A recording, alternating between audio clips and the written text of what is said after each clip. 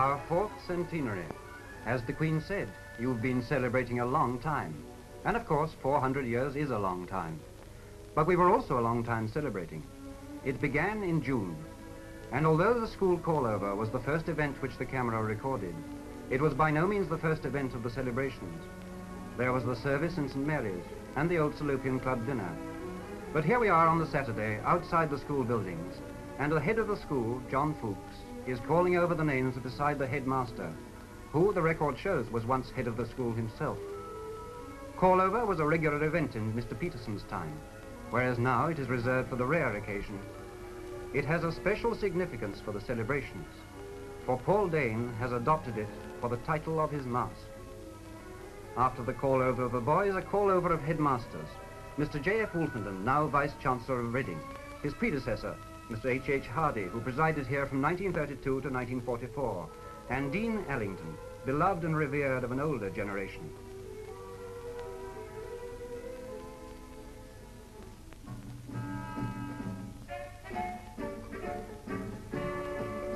And now a pause for massed PT.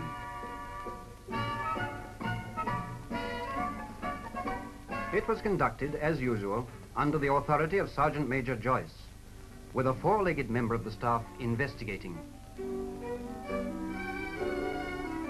In the afternoon, a procession of the governors and staff is formed to escort Lord Tedder to the dais.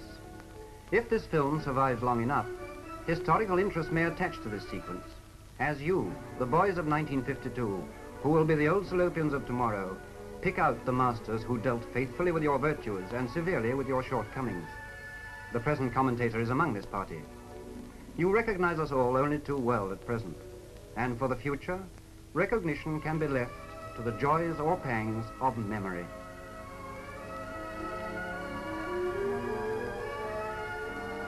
The school band is in conspicuous evidence, and its part throughout the proceedings, as one would expect, was very nobly played. The procession of governors and staff arranged themselves on either side of the dais, and the speeches commenced.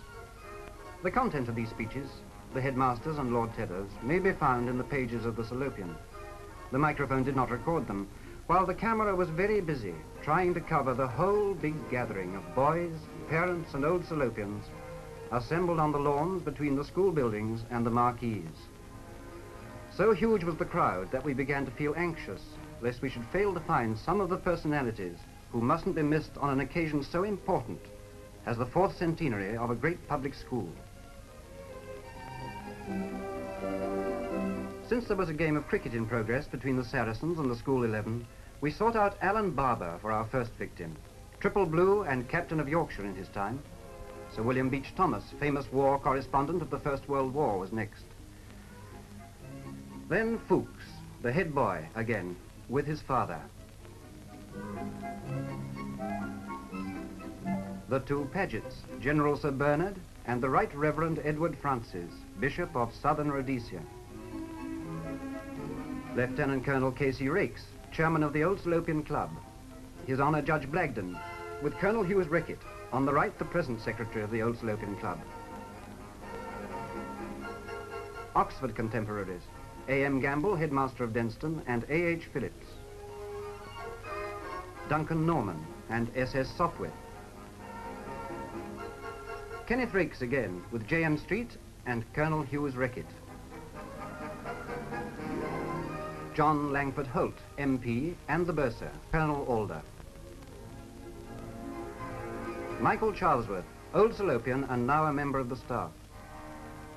And Robin Molesdale, O.S., captain of the victorious Arthur Dunn Cup side. All this camera reconnaissance had taken time, and the task was abandoned for a cup of tea. It had also taken toll of the stock of film. However, there was just enough left for a glimpse of Paul Dane before the final performance of his superb mask. And of Christopher Penn, who took the part of the new boy in Call-Over. Of the mask itself, all that the camera could photograph was its real-life setting at the Sydney statue.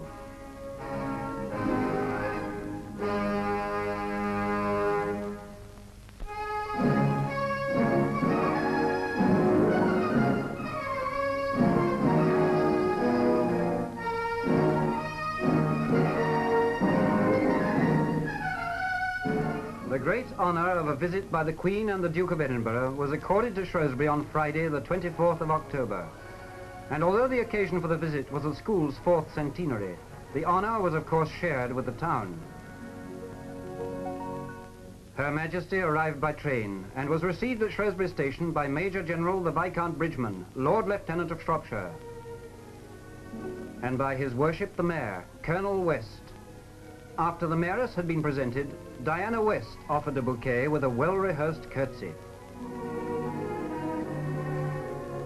To the castle, which towers above the station, it is only a short drive, as all Salopians know.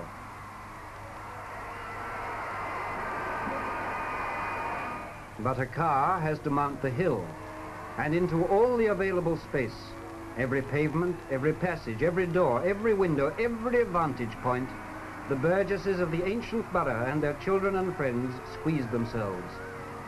As every Salopian knows, the road from the station passes beneath the old school of the pre-1882 era, and the venerable buildings were no doubt pointed out to the Queen as her car proceeded towards the castle.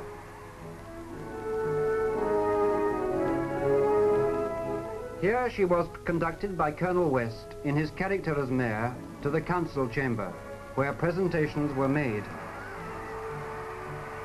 And so, after more cheers from the crowds in the town, the moment which was so eagerly awaited on Kingsland arrived. As the Queen and Duke, escorted by the headmaster and the chairman of the governing body, walked along Central, there was a strange hush, a silence of solemnity. The royal standard was broken over the school buildings, and the Queen stepped onto the dais for the royal salute.